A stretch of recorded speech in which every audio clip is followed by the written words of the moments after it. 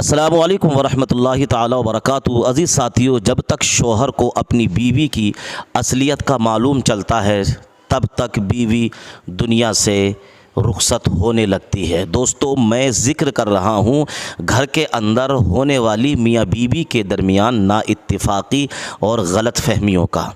आजकल अक्सर रिश्ते, हमारे घरों के जो अक्सर रिश्ते ख़राब होते हैं वो गलत फहमी की वजह से ख़राब होते हैं। अक्सर मियाँ बीवी में जो नाइत्तिफ़ाक़ी पैदा होती है, तलाक़ तक का जो नंबर आता है दोस्तों, उसकी वजह सिर्फ़ यही है कि मर्द को बीवी पर और बीवी को अपने शौहर पर एतमाद और उस पर भरोसा नहीं होता है।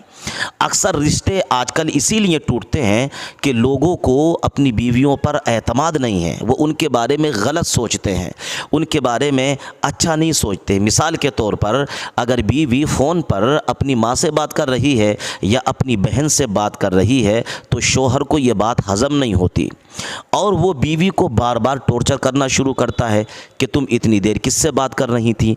अगर उसने अपनी बहन से बात करना शुरू की तो मर्द उसे बार बार टॉर्चर करता है कि तुम इतनी देर से किससे बात कर रही थी।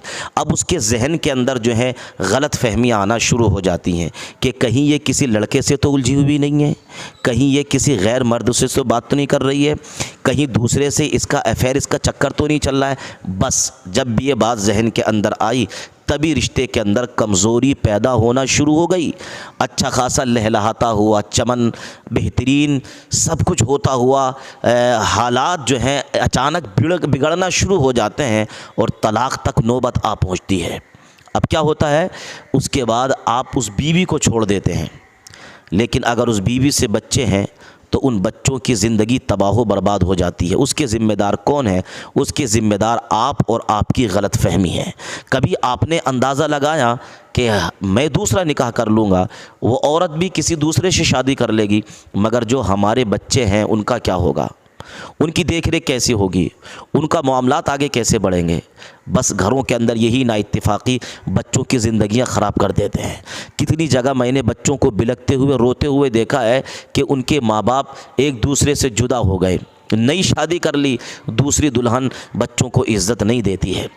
जब ये पहली वाली चली जाती है, कुछ दिनों के बाद जब दूसरी वाली बीवी आ जाती है, अब दूसरी बीवी जो कि मजबूरी में आई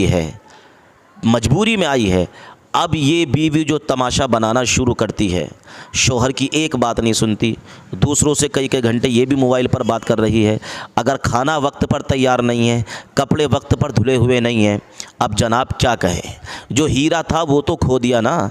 पहली वाली जो बीवी आई थी वो आपके पास मजबूर होकर नहीं आई थी, बल्कि वो आपके पास इसलिए आई थी कि वो इज़्ज़त के साथ आई थी आपके पास, वो मसरूर होकर आई थी आपके पास। तो हीरा तो आपने खो दिया। अब आपको पुरानी वाली बीवी की याद आएगी कि यार वो तो जूते भी धो के रख देती थी, कपड़े भी बढ़िया थे, मेरे बच्चों को भी सही से देख रही थी, घर के मामलात भी सही तरीके से चला रही थी। तो अब आपको याद आएगी उस बीवी की कि यार उसको अगर तलाक़ नहीं देता, उसको अगर छोड़ता नहीं तो आज मेरे घर के अंदर ये परेशानी, ये दिक्कत नहीं होती। तो अब आपने तब सोचा जबकि वो दुनिया छोड़कर आपकी चली गई, आपकी दुनिया से निकल गई, अब दूसरे के घर उसने बसा दिया। तो अब यहाँ क्या हुआ? आपकी ज़िंदगी बर्बाद, आपके बच्चों की ज़िंदगी बर्बाद, आपके अहले खाना की ज़िंदगी बर्बाद, आप ख़ुद बर्बाद। याद रखिए, जो मोहब्बत, जो प्यार पहली बीवी दे सकती है वो आपको दूसरी बीवी नहीं दे सकती। ये बात मेरी गांठ बांध कर रख लेना। मैंने बहुत सारे लोगों को रोते हुए देखा है कि जिन्होंने पहली बीवियों को छोड़ दिया, दूसरी बीवियां कर लीं, 2-4 साल नहीं गुजरते हैं कि वो घुटनों पर आकर गिरते हुए, रोते हुए आते हैं कि हमारी ज़िंदगी बर्बाद हो गई, तबाह हो गई। कोई तावीज़ दे दो, कोई फूंक दो, किसी पानी पर फूंक दो ताकि उसके ऊपर असर हो जाए। याद रखना, जब चिड़िया चुग जाए खेत तो फिर पछतावे से कोई फ़ायदा नहीं। जब आपने अपनी ज़िंदगी खुद अपनी गलत फहमी की वजह से ख़राब की है तो अब तुम्हारे लिए ना कोई तावीज़ है, ना तुम्हारे लिए कोई पानी दम किया हुआ है जो तुम्हारी ज़िंदगी को सुधार सके। इसलिए अल्लाह ने जो तुम्हें बीवी पहली अता फ़रमाई है, अगर वो ठीक है उसकी इज़्ज़त करें, उसको रिस्पेक्ट दें और उसके साथ अच्छे से रहें। ऐसे ही बीवी को भी चाहिए कि बीवी भी अपने शौहर की इज़्ज़त करे, क्योंकि जो पहला शौहर तुम्हें इज़्ज़त दे सकता है वो दूसरा शौहर तुम्हें कभी भी इज़्ज़त नहीं देने के लिए राज़ी होगा। अगर मेरी बातों से आप मुत्तफ़िक़ हैं तो ज़रूर कमेंट्स बॉक्स में बताइए, क्या हमारे अक्सर घर गलत फहमियों की वजह से तबाह व बर्बाद नहीं हो रहे हैं? शादी आपकी भी होनी है, आप अपनी शादी के बारे में क्या कहेंगे?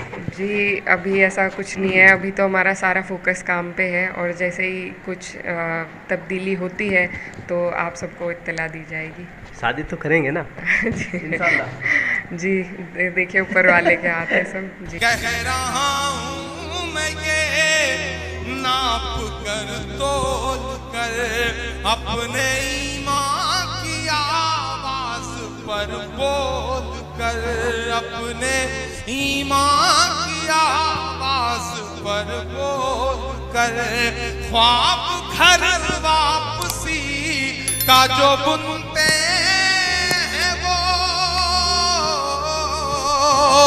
ख्वाब घर वापसी का जो बुनते हैं वो, मेरी धड़कन सुने कान को खोल कर, मेरी धड़कन सुने कान को खोल कर, हम मोहम्मद के इस्लाम की शान पर।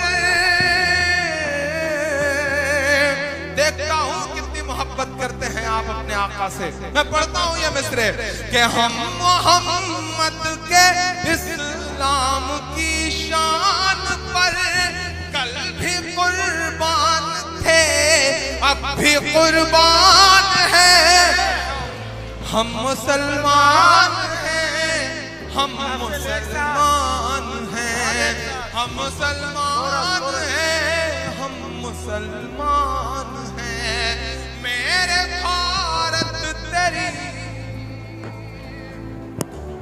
मेरे भारत तेरी आन है, शान है। हम तेरी सरहदों के निगहबान हैं। हम मुसलमान हैं, हम मुसलमान हैं, हम मुसलमान हैं, हम मुसलमान हैं। पहला बंद पढ़ता हूं कि हम तो फारस अरब से भी आए नहीं। मुझे याद है जब मैंने बचपन में आंखें खोली थी, घुटनों के बल चलता था मैं उबैद भाई, तो मेरे पड़ोस में भगवती मिश्रा चाचा होते थे, मेरे पड़ोस में सीताराम जी होते थे। कभी कभी मैं सड़क पार करते हुए जब मेरे पैर लड़खड़ाते थे तो मेरी उंगली पकड़ के मुझे सड़क पार करवाते थे। हमने ऐसे माशरे में आंखें खोली हैं। ये कौन लोग हैं जो टिकट लेकर के घूम रहे हैं कि पाकिस्तान चले जाइए? अब की जो फैसला होगा वो यहीं पर होगा। अब कि हम दूसरी हिजरत नहीं होने वाली, हमसे अब दूसरी हिजरत नहीं होने वाली। अब ये जो लोग हैं जो कहते हैं साहब कि हिंदुस्तान हमारा है, आपका क्या है, मैं उनसे चीख करके कहता हूं कि आप बाय डिफॉल्ट हिंदुस्तानी हैं। गिरिराज साहब, आप बाय डिफॉल्ट हिंदुस्तानी हैं, हम बाय चॉइस हिंदुस्तानी हैं। हमने चुना है हिंदुस्तान को, हमारा हक 2 गुना है इस मुल्क पर। हमने चुना है, हम चाहते तो पुरखों के साथ जो बंटवारे के लोग थे उनके साथ